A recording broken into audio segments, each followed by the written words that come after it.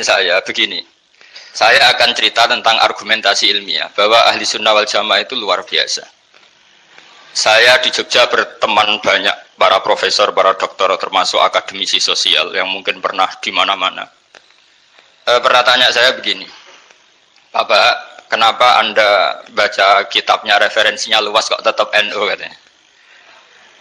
Terus saya bilang, problemnya apa sebagai NU? Biasanya terus mereka mengutip sekian makalah. Kebetulan makalah itu provokatif dan siapapun yang baca makalah itu pasti menjadi NU. Tak jamin ya. Kalau di Jogja misalnya di satu penerbitan, saya termasuk di dalamnya, itu pernah diperbandingkan kitabnya Said Muhammad Mafahim Yajibu An-Sohah dengan kitabnya Bin Bas. Judulnya Hadihi Mafahimuna. Biasanya kitab-kitab terjemahan Wahabi itu memang cukup provokatif dan dengan narasi yang memang siapapun yang nggak pernah mondok pasti tertarik. Misalnya begini, cerita bid'ah misalnya. Iyyakum wa muhdatsatil umur fa inna kulla bid'atin dhalalah wa kulla dhalalatin finnar misalnya gitu. Wa kullu muhdatsatin bid'ah wa kullu bid'atin dhalalah wa kullu dhalalatin finnar. Ada yang baca wa kullu bid'atin dhalalah wa kullu dhalalatin finnar. Terus beliau meneruskannya begini, kata Bin Bas. Hadza huwa Rasulullah. Hakama bi annal bid'ah kullaha dhalalah. Terus diteruskan. Wajar asy-Syafi'i faqasama ila hasanatin wa dhalalatin wa sayi'atin. Jadi dengan narasi seperti itu tuh orang itu tahu bahwa Syafi'i itu kurang ajar tenan gitu kira-kira gitu. Jadi dia ini Rasulullah yang mengatakan semua bid'ah ini dhalalah, tapi Syafi'i lancang dengan membagi ada dhalalah, ada sayi'ah, ada hasanah, ada sayi'ah. Ini aneh katanya. Wong Rasulullah yang Nabi saja bilang satu, semuanya dhalalah kok dia bilang dua. Kan? Diredaksikan jaro'ah, kira-kira makna sedannya yang lama atau berani. Sehingga orang mesti tanya, kenapa sih tidak ikut Rasulullah saja? Tapi ini satu ilmu, setidaknya ilmu perdebatan, bukan ilmu hakiki, karena kita tidak tahu yang diridhani Allah yang mana.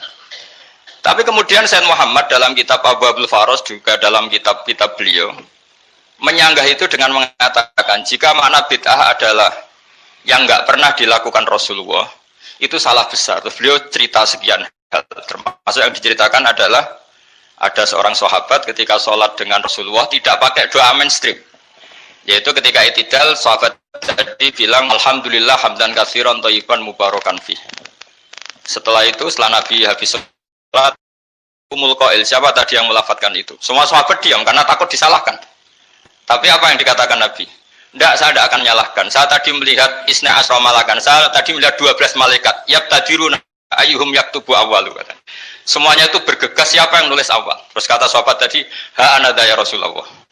Padahal ini satu kalimat yang bahkan Rasulullah tidak mengajarkan. Dan Rasulullah bahkan iskal. Kenapa ada kalimat itu? Tapi toh dibenarkan oleh Allah dan Rasul. Cerita Sayyid Muhammad kedua adalah ada sahabat setiap ngimami itu main kulhu. Wah, ngimami apa saja main kulhu. Singkat cerita makmumnya itu gerutu. Ini orang kok main kulhu terus ini. Setelah dilaporkan ke Rasulullah, ditanya sama Rasulullah, kenapa kamu main kulhu ini? Dilaporkan ke saya. Kata si musolli tadi, imam tadi, di annaha sifatur rahman. Dalam surat itu semua sifatnya Allah. Maka fa'ana uhibbuha. Saya senang itu. Apa kata Rasulullah? Saya disuruh bilang Allah ke kamu bahwa Allah mencintai kamu karena kamu mencintai kulhu. Terus keterusan sampai sekarang itu orang-orang NU baca kulhu terus itu. Karena sekali baca idza samsu kuwirat mesti keponting gitu. Tapi artinya itu dibenarkan Rasulullah min ghairi sabqi ta'limin minhu, tanpa ada pelajaran dari beliau. Runtuhlah teori bid'ah bahwa bid'ah adalah semua yang nggak pernah dilakukan Nabi, diajarkan Nabi. Nyatanya beberapa kali Nabi membenarkan sesuatu yang belum pernah diajarkan oleh beliau. Masalahnya adalah tidak semua orang baca kitabnya Sayyid Muhammad atau baca tidak paham. Nah, sementara kitab Hadihi Mafahimuna itu diterbitkan secara masif oleh pemerintahan Arab Saudi dan ada terjemahnya lagi, sehingga yang nggak bisa Arabnya bisa terjemahnya. Dengan narasi tadi bahwa Imam Syafi'i dibenturkan Rasulullah itu kan mesti kalah. Redaksinya itu jaro'ah itu wani pakai hamzah. Kedua, saya ingin cerita dan saya tidak bosan-bosan cerita ini sampai mati, saya tidak akan bosan-bosan. Ada kemandirian al-hujjatul balighah dalam diri kita sebagai ahli sunnah. Begini misalnya, kalimat la ilaha illallah adalah kalimat yang orang kafir 80 tahun saja kalau melafadzkan itu menjadi soro mukminan. Lah ini kita tahlil yang sudah muslim hanya karena kalimat thayyibah justru menjadi kafir. Ini kan madzhab aneh. Yang kafir puluhan tahun iyan tahu yufar lahum ma qad salaf bihadil kalimah. Ini kita karena tahlilan sampai nyekel patok menjadi kafir juga karena la ilaha illallah. Ini aneh. Jadi kalimatun sing yakunu bihal kafiru musliman menjadi kalimatun yakunul mukminu biha kafirun. Ini kan kaidah yang aneh. Nah, saya ingin kalau ahli sunnah yang seperti ini sudah mandiri, sudah sehat, ya baguslah seperti itu. Terus yang terakhir, kenapa ditambahi an-nahdiyah? Ya seperti yang dikatakan moderator tadi.